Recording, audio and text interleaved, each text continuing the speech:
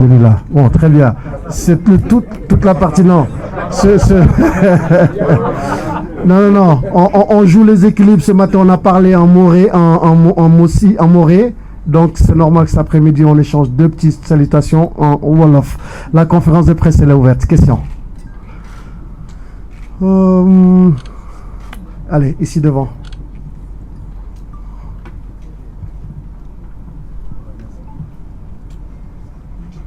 Allez-y. Voilà, merci. Cher Fantama Adiketa, journaliste au quotidien national Le Soleil à Dakar. Bonjour coach. Bonjour. Burkina-Sénégal, ça doit vous rappeler des souvenirs.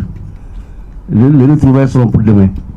Comment vous en trouvez justement cette confrontation? Merci.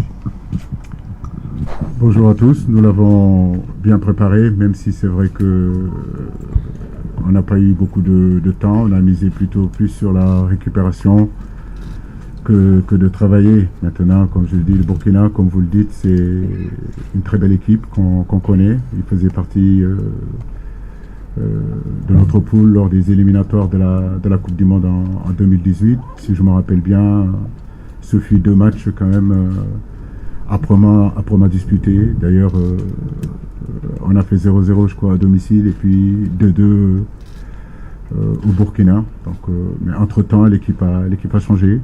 Donc aujourd'hui, il est Koné qui jouait dans l'axe, Kaboré qui était le capitaine, Alain Traoré, Bansé, tous ne sont pas là, mais il y a une nouvelle génération qui arrive, qui est très prometteuse, qui est en train de faire de très très bonnes choses. Si elles sont là, c'est que si cette génération est là, c'est parce que il y a du travail qui est fait.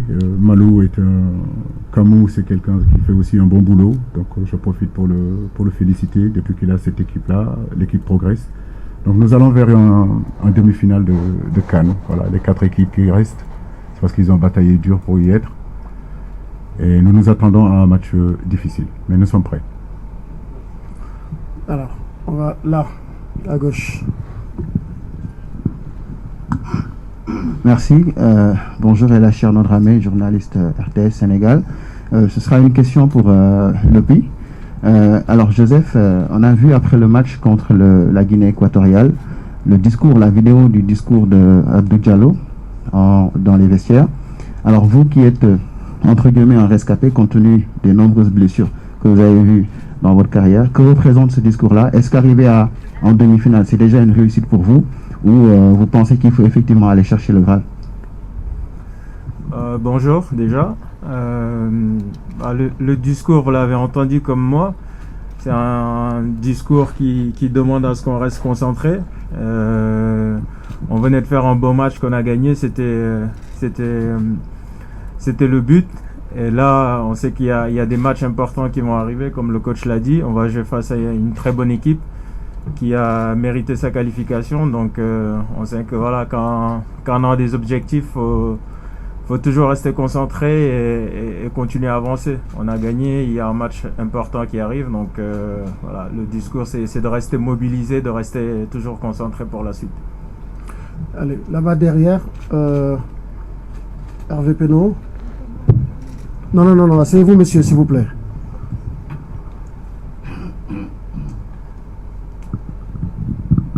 Merci. Hervé Pedot, du journal L'équipe. A lieu aussi une question par rapport un peu à cet esprit qu'on voit de 2002. On a vu les joueurs danser près du poteau de corner. Alors je voulais savoir un peu qu'est-ce que ça impliquait. Est-ce que vous en avez parlé entre vous? Est-ce que c'est quelque chose qui s'est dégagé dernièrement? Et est-ce que toi, t'en parles comme ancien évidemment capitaine d'équipe et puis tous les membres du staff qui sont aussi de cette génération? Merci. Merci Hervé. Surpris parce qu'ils m'en ont pas parlé. Mais je crois que le football africain, c'est aussi ça, c'est la joie de vivre. C'est être heureux, rendre heureux aussi les téléspectateurs et nos supporters aussi, ça fait partie du spectacle. Cette danse-là, c'est la danse de feu Bouba Diop.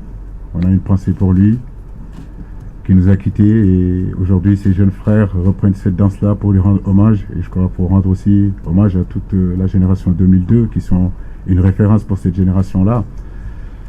Beaucoup de garçons nous ont suivis et parfois il y en a certains d'entre eux qui me disent qu'ils couraient derrière notre bus en 2002. Aujourd'hui, j'ai la chance de les entraîner. Il y a pas mal de membres de 2002 qui sont dans mon staff aussi. Donc oui, c'est émouvant, c'est très bien, c'est très bien. Ça veut dire qu'ils ont des références et ils veulent suivre cette référence-là. Un journaliste burkinabé peut-être? Ouais, là, Assina. Oui, Lassina Sawadou de la radiodiffusion télévision du Burkina. Coach, je prends en même temps le rebond de votre dernière phrase, génération 2002. C'est une référence, mais une référence pour le moment où il n'y a pas d'étoile. Hein, pour vous, le Sénégal, on sait que vous avez une grosse pression derrière. L'opinion publique est très très exigeante pour vous.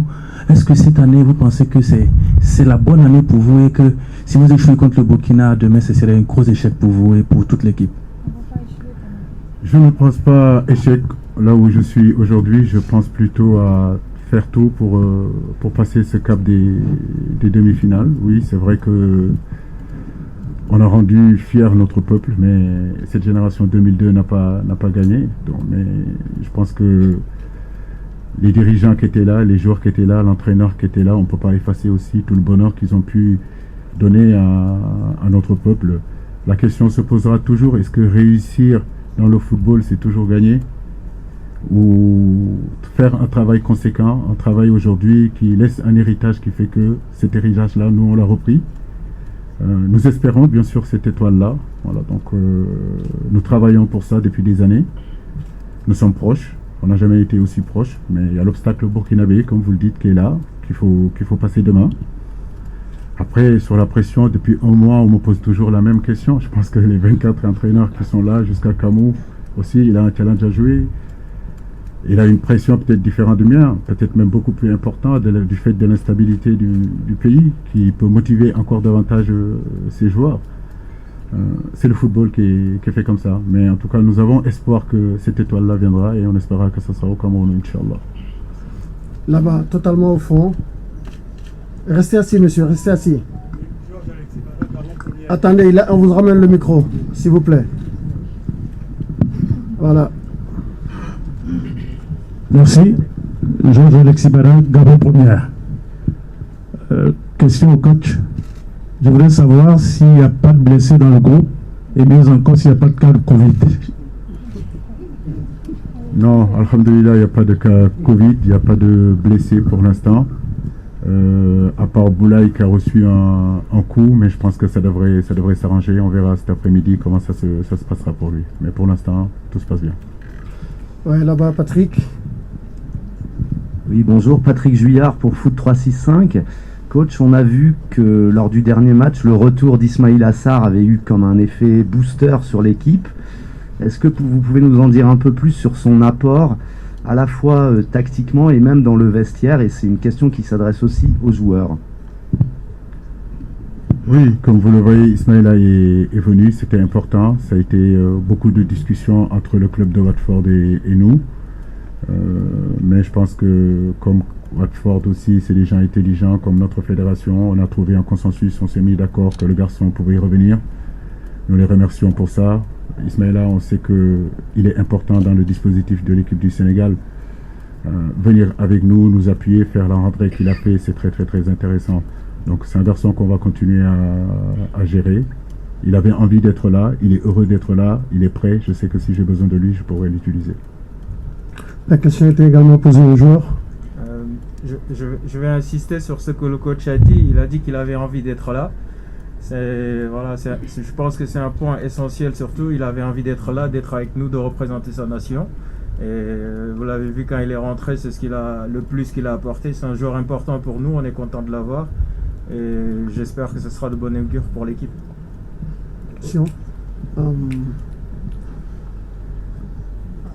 Ouais, une dame. Une femme, oui. Donnez le micro à la dame.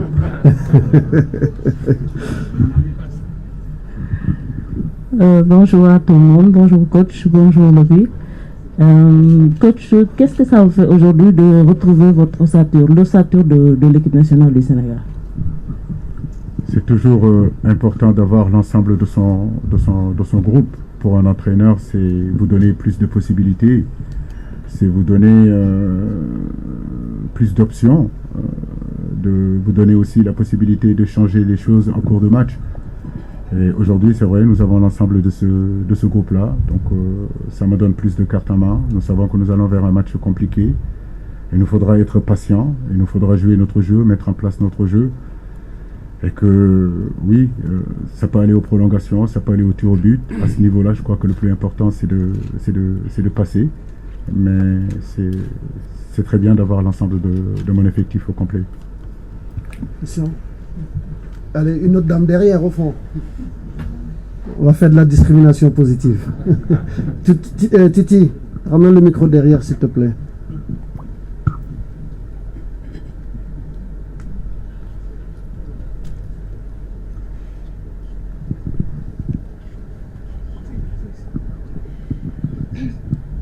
Merci Aliou. Goloko, bien sûr. Bonsoir coach, bonsoir Joseph Lopi. J'ai une question pour Joseph Lopi. Vous allez disputer votre première demi-finale en phase finale, votre première demi-finale en Coupe d'Afrique des Nations.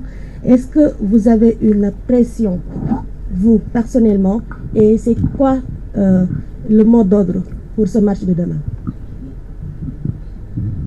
Bonjour. Une pression, elle est positive alors. J'ai envie de jouer, envie de continuer à représenter dignement notre drapeau. Après, on n'a pas de pression particulière. Ça reste un match de football qu'il faut bien aborder, qu'il faut bien préparer. On sait qu'on a en face de nous un très bon adversaire, comme j'ai dit tout à l'heure, qui a mérité sa qualification, qui aura envie aussi de gagner, de continuer l'aventure. Et voilà, nous aussi, on a envie de gagner, on a envie de continuer l'aventure. Donc ça sera un match disputé. À nous de faire ce qu'il faut sur le terrain, comme on l'a montré sur le dernier match, pour continuer l'aventure. Là-bas, au fond, en chemise bleue. Merci Aliou. Bonjour coach, bonjour Lopi. Adama Kandé, 2S Sénégal. Aliou, vous avez connu un début poussif, difficile dans ce tournoi. Au début, les observateurs étrangers, les Camerounais, les Sénégalais, tout le monde doutait de vous. Mais au fil des matchs, vous trouvez votre forme, votre niveau attendu. Est-ce que comment c'est accueilli dans la tanière? Une source de, comme une pression ou comme une motivation? Oui, tout dépend de l'analyse qu'on peut faire d'un début poussif, d'un début difficile, sur quel plan, athlétique, physique, dans le jeu. Une chose est sûre, c'est que on n'a jamais douté de ce que nous sommes capables de faire. Voilà, nous savons qui nous sommes. Comme je le disais il y a 2 semaines ou 3 semaines, nous venions ici avec une certitude, avec des certitudes. Petit à petit, les cours de la vie ont fait que cette certitude s'est effritée un petit peu. Il a fallu faire dos rond. Il a fallu s'accrocher, il a fallu mobiliser, remobiliser tout le monde et avoir des croyances, donc et travailler. C'est ce qui nous a amené là où nous sommes aujourd'hui. Maintenant, le chemin est encore long. Voilà, donc c'est pas fini. On était dans notre objectif, quand je le disais aux garçons, c'était de jouer 7 matchs. Aujourd'hui, on a la possibilité de jouer 7 matchs et on a envie de jouer la grande finale, pas la petite finale. Mais Adama, ce groupe est motivé et conscient aujourd'hui qu'ils sont capables d'écrire l'histoire. Là, derrière, avec le maillot de Bamboutos. Merci Aliou. Bonsoir, c'est une question pour le coach. Le Sénégal est la seule équipe encore dans le dernier carré par rapport à la précédente Coupe d'Afrique. Vous étiez à la Coupe du Monde, c'est pas passé loin de la qualification pour les 8e en Russie. Vous êtes à votre 5e demi-finale. Qu'est-ce que tous ces chiffres disent du football sénégalais, s'il vous plaît? Merci beaucoup, c'est une très très bonne question. Je pense que c'est les journalistes sénégalais qui pourraient vous répondre. Mais en tout cas, c'est très bien de souligner tout le travail que cette génération est en train de faire, tout l'ensemble vraiment du staff technique, des médicaux, de l'ensemble des gens qui sont collés à cette équipe nationale. Je ne veux pas citer de nom parce que sinon je vais oublier. Mais nous travaillons avec nos hauts très hauts, avec nos bas très bas, mais tout en gardant notre ligne directrice, comme vous le dites. Depuis 2015 jusqu'à aujourd'hui, je crois que s'il y a une progression au niveau international d'une équipe sur 6 ans, je crois que le Sénégal en fait partie. Quand je suis arrivé, je crois qu'on était 14e sur le plan continental. et je crois 64e sur le plan de la FIFA. Donc aujourd'hui, le Sénégal est premier sur le continent africain et fait partie aujourd'hui du top 20 comment dirais-je encore, du ranking FIFA. Donc ça, c'est pas un hasard, ça veut dire que c'est un travail de longue haleine. Nous continuons à travailler, mais comme vous le dites, ce travail-là ne pourra être couronné seulement si cette génération-là gagne un trophée. Et nous courons derrière ce trophée-là depuis 1960. Nous ne l'avons pas, avec de très très belles générations qui sont passées, qui n'ont pas réussi à l'avoir. Mais nous avons foi et nous nous battrons en tout cas pour faire partir de cette génération qui le fera. Là-bas, avec le chapeau rouge, le chef camerounais là.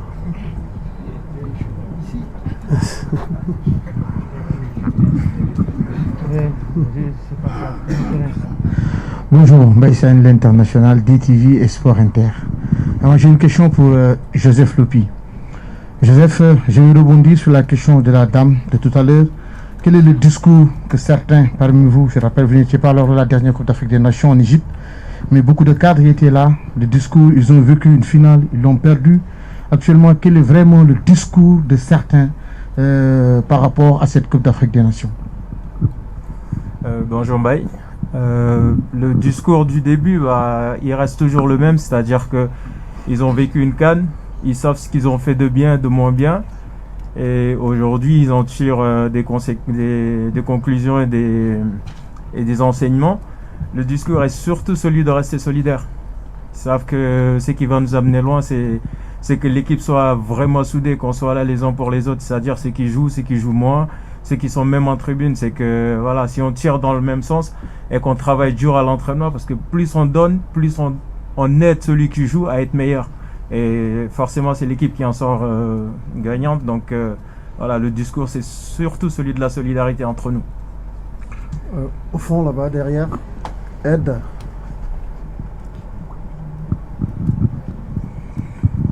Merci beaucoup. Une question de nouveau pour Aliou Cissé. Vous avez fait partie des meilleurs moments de football de l'histoire du Sénégal, la Coupe du Monde 2002-2018, mais aussi le moment le plus douloureux en 2002, le penalty raté dans la finale contre Cameroun, et aussi le final en 2019. À quelle importance pour vous, personnellement, que vous allez jusqu'au bout dans ce tournoi de la CAN, après tout le travail que vous avez effectué jusqu'au présent et la legacy que vous avez laissé jusqu'au présent? Et peut-être Joseph Lopi, c'est aussi un joueur qui était inspiré. Une question. C'était pas une question. Merci, Ed. Merci, c'est une question à double lame tranchant, comme on dit, la carotte et puis la lame. Mais oui, j'ai ce privilège-là de faire partie aujourd'hui des gens qui écrivent l'histoire de leur pays dans ce football. Mais il n'y a pas que moi. D'autres sont encore là, ils continuent. D'autres ne sont plus là. On a nos pensées aussi à tous les gens qui ne sont pas là et qui ont contribué à que notre football, notre sport qu'on aime, que notre pays aime, aille de l'avant. C'est vrai, jusqu'à présent, on a fait des très très très grandes choses, comme je le dis. Mais on a connu aussi nos heures de déception, on a connu des larmes, on a connu des moments très compliqués. Mais ça, c'est le football aussi. C'est ce qui fait partie aussi de notre expérience, c'est ce qui fait partie de notre vie. Et aujourd'hui, c'est une autre page qui s'ouvre en nous donnant l'opportunité justement de pouvoir véritablement faire partie de cette génération qui peut gagner. Mais je crois que c'est une motivation, c'est tous les jours, c'est un marathon, voilà, ne jamais arrêter, continuer tout le temps, croire qu'au bout, la lumière sera là. Oui, ici devant. J'arrive devant, ici d'abord. Ensuite, je reviens vers vous, madame. Bonjour coach, Bakary Cissé, Journal Record. Coach, si on se fie aux statistiques de InstaScout, votre équipe a fait 338 passes contre 411 pour l'adversaire. Elle a fait 45% de possession contre 55%, même si sur le plan offensif, le résultat est là. Comment comptez-vous aborder ce match-là contre le Burkina Faso si on sait que depuis le début de la compétition, votre équipe a souvent pris le dessus sur l'adversaire par rapport au jeu, contrairement au dernier match? L'efficacité est là. Comment comptez-vous pour garder faire pour garder cette efficacité offensive pour que le Sénégal puisse franchir ce carré d'as? Merci. Oui, c'est tout le paradoxe qu'il y a sur ces 5 journées, que ce soit en match de poule, on a eu la possession, on n'a pas marqué, on a fait plus de passes que l'adversaire, on n'a pas marqué. Sur ce match contre la Guinée, on n'a pas eu la possession, mais on marque quand même 3 buts. Donc pour vous dire qu'il n'y a pas de logique dans le football. Les statistiques c'est très bien, mais il y a les réalités du terrain. Dès lors, on a ouvert le score. Bien sûr qu'on a joué un peu plus prudemment, chose qu'il faut éviter en première période. Je pense qu'il faut continuer à jouer. Mais c'est normal aussi, quand tu reviens au score, à la mi-temps, ils égalisent. Et qu'à un moment donné, tu reviens encore à être devant. La physionomie du match n'est plus le même. La pensée du match n'est plus le même. Donc il fallait quand même qu'on soit équilibré, laisser le ballon un petit peu à cet adversaire-là. C'était une volonté de notre part. Mais ça nous a réussi parce que je pense qu'en laissant le ballon en deuxième période, on aurait pu jouer quelques transitions, quelques contre-attaques qu'on a mal négociées.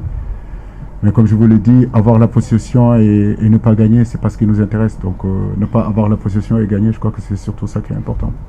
2 questions en anglais pour faire participer aussi nos traducteurs. In English? Yes, sir.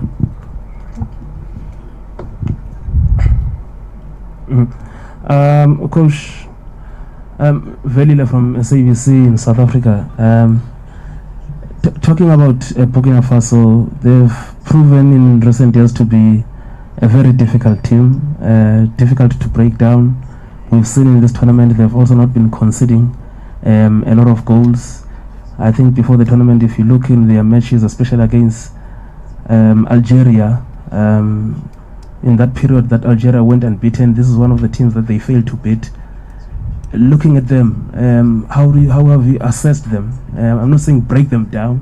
You're not going to give us your approach. What kind of game that you are anticipating, especially when you talk about a percentage game that we could be expecting? Oui, vous avez tout à raison. Vous avez résumé en fait ce qui nous attend demain. Face à nous, une très belle équipe qui a fait des résultats. Pardon, excusez-moi, qui a tenu tête bien sûr aux champions d'Afrique. Et je crois que nous avons un plan et on veut vraiment rester dans ce plan-là. Nous l'avons travaillé depuis hier. Aujourd'hui, on va revenir là-dessus. Mais en début de conférence, je l'ai dit et je le répète, le Burkina Faso, l'histoire en tout cas entre le Sénégal et le Burkina Faso a prouvé que ça n'a jamais été un adversaire facile à manier. Ça n'a jamais été un adversaire facile à battre. Donc c'est pour cela que je vous dis que demain, nous allons vers un gros match et ce sont ces genres de matchs-là qui nous ont fait venir ici. Ce sont ces moments-là qu'on a envie de vivre quand on est entraîneur. C'est les moments comme ça qu'on a envie de vivre quand on est footballeur. Et d'ailleurs, c'est pour cela qu'on fait ce métier-là. À nous d'être présents, de garder la sérénité et surtout de rester concentrés et surtout une concentration collective. Allez, ici devant.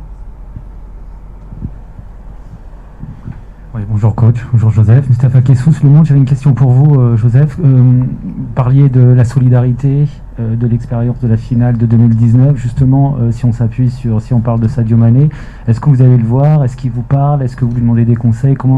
C'est quoi cette relation avec les plus jeunes? Est-ce que vous pouvez nous raconter comment ça se passe? Merci.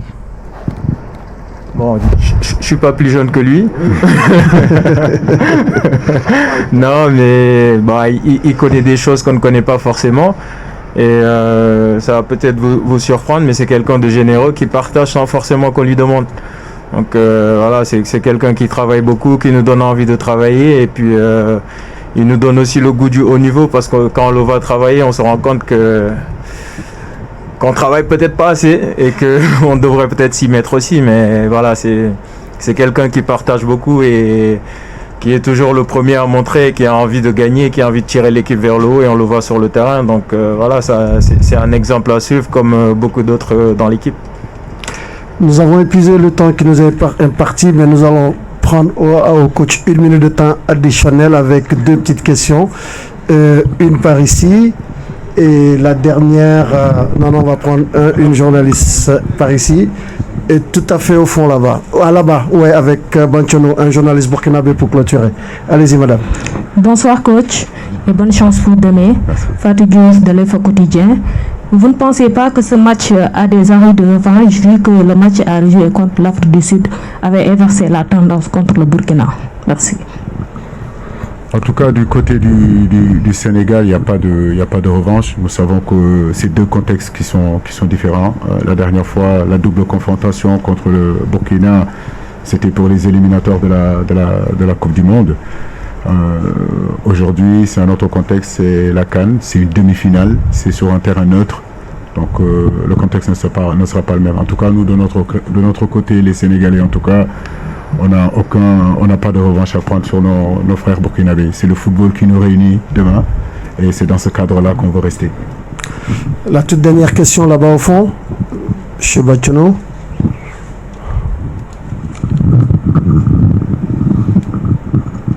Merci Aliou, Antoine Banchono des éditions Le Pays, Burkina Faso. Favori, le Sénégal est très attendu sur la plus haute marche du podium. Mais vous avez vanté là les qualités de l'équipe du Burkina, des étalons, qui, en tant que coach, en tant que technicien, face à ce qu'on peut qualifier de cet embrouillis qu'on a autour de cette équipe du Burkina. Alors, qu'est-ce qui peut se passer dans la tête du technicien que vous êtes face à une équipe qui est de plus en plus dopée, face à ce que vous évoquiez vis-à-vis de la situation, par rapport à la situation que le pays vit, les joueurs qui sont hyper motivés. Alors, à quoi peut-on s'attendre? Et est-ce que cela ne déjoue pas certains de vos plans?